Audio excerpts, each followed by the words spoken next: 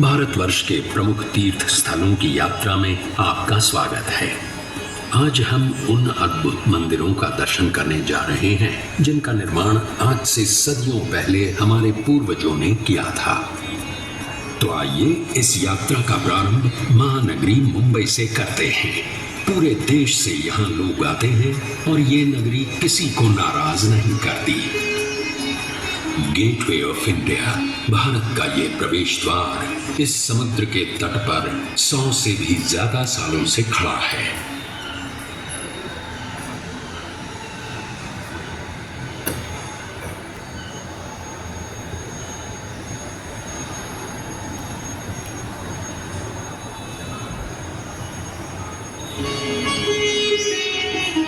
यहाँ के जो प्रमुख मंदिर हैं उनमें से एक है श्री गणेश जी का श्री सिद्धि विनायक मंदिर। तो पहले दर्शन करते हैं श्री गणेश जी के और दर्शन करने के साथ ही साथ ले लेते हैं गणपति बाप्पा का आशीर्वाद भी।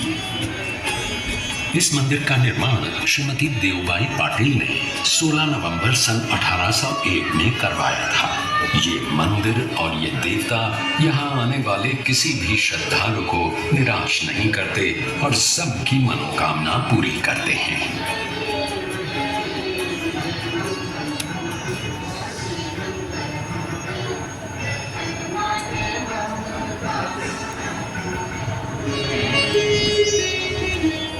मुंबई से अब सीधे चलते हैं गुजरात। भगवान श्री कृष्ण का ये प्राचीन द्वारकाधीश मंदिर 2000 वर्षों से अधिक समय से यहाँ बसा हुआ है। मान्यता ये है कि द्वारका नगरी में भगवान श्री कृष्ण का निवास ठीक इसी स्थान पर हुआ करता था। गोमती नदी के किनारे बसे इस मंदिर के 2 द्वार हैं, मोक्ष द्वार और स्वर्ग द्वार। 4 धामों में से एक है ये द्वारकाधीश मंदिर। हर साल यहाँ कृष्ण जन्म का उत्सव बड़े धूमधाम से मनाया जाता है।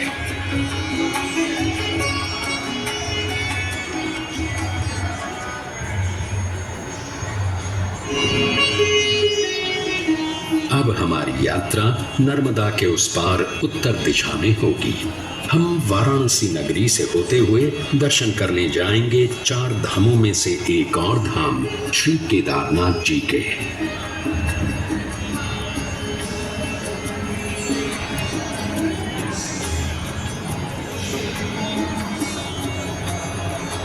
केदारनाथ शिव जी का मंदिर है। इसे खुद पांडवों ने बसाया था ऐसा माना जाता है। आज का जो मंदिर है उसकी रचना 1200 साल पुरानी है। इस मंदिर के द्वार हर साल केवल अक्षय तृतीया से कार्तिक पूर्णिमा तक यानी लगभग 6 महीने खुले रहते हैं।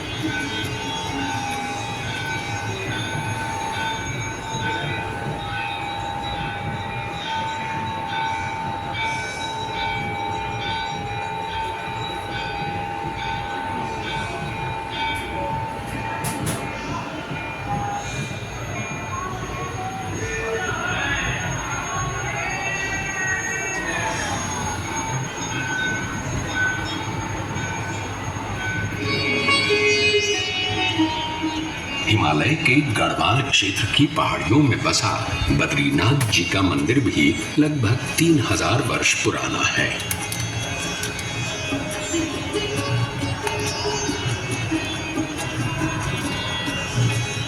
भगवान विष्णु के इस मंदिर का उल्लेख महाभारत, भागवत पुराण, पद्म पुराण इन सभी ग्रंथों में पाया जाता है।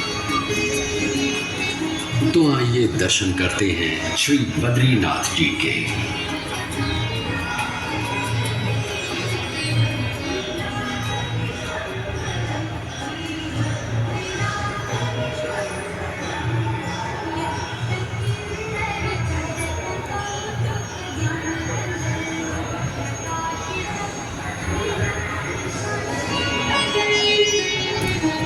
सदियों से लाखों करोड़ों लोग आषाढ़ी एकादशी के दिन भगवान विट्ठल के दर्शन के लिए महाराष्ट्र के पंढरपुर पहुंचते हैं।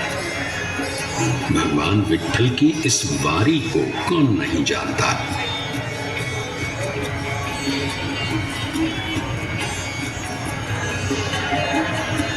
$800 साल पुराना ये मंदिर भक्त पुंडलिक की भक्ति का प्रमाण भी है और महाराष्ट्र की संत परंपरा का आधार भी।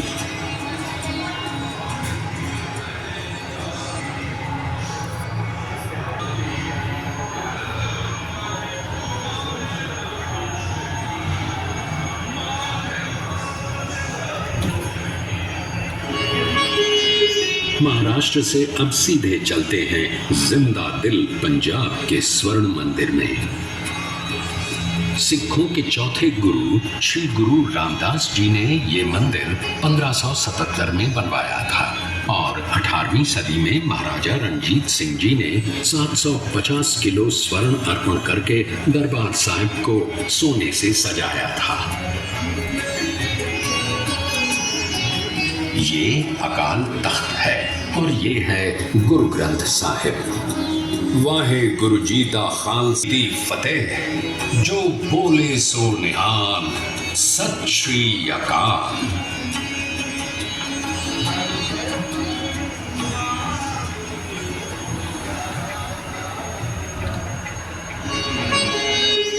हमारा अगला पड़ाव है पुरी का जगन्नाथ मंदिर, जिसमें बसे हैं साक्षात भगवान श्री कृष्ण यानी जगन्नाथ, बलभद्र यानी बलराम और सुभद्रा।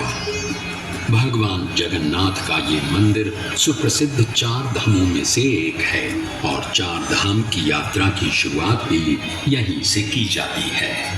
सन 1174 में कलिंग देश के राजा अनंत वर्मा ने इस मंदिर का निर्माण करवाया था और तब से भगवान जगन्नाथ की रथ यात्रा पूरे विश्व में विख्यात है।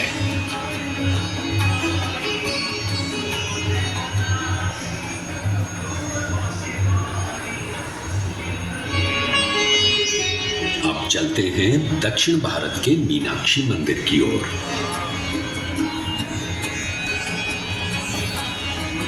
मीनाक्षी जो देवी पार्वती का रूप है, उनके मंदिर का ये 1000 स्तंभों का दालान है। 2500 वर्ष पुराने इस मंदिर के 50 मीटर ऊंचे 14 गोपुरम वास्तुशिल्प के सौंदर्य का प्रतीक हैं। इस मंदिर में 33,000 से भी अधिक भक्त आते हैं।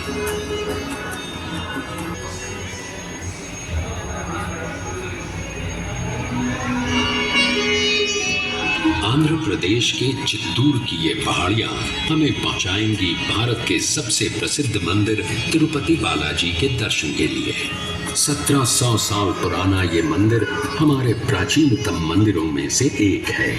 इस मंदिर में संस्कृत, तेलुगु, तमिल और कन्नड़ भाषाओं में इतिहास बताने वाले 640 शिलालेख हैं और 70,000 से भी अधिक भक्त यहाँ प्रतिदिन श्री बालाजी का दर्शन। हम भी श्री बालाजी के दर्शन करके उनका आशीर्वाद प्राप्त करते हैं।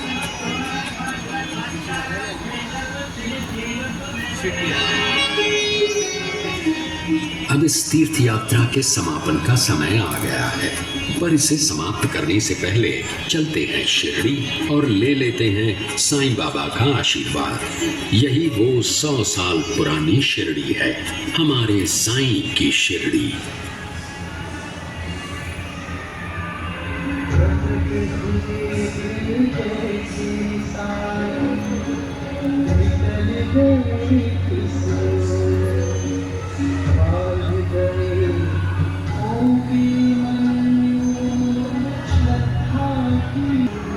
तो अब अनुमति दें, बाबा के आशीर्वाद के साथ इस तीर्थ यात्रा का समापन करते हैं। हमें आशा है कि आपकी ये यात्रा सफल हुई और आप हमें फिर से आपकी सेवा करने का मौका जरूर देंगे।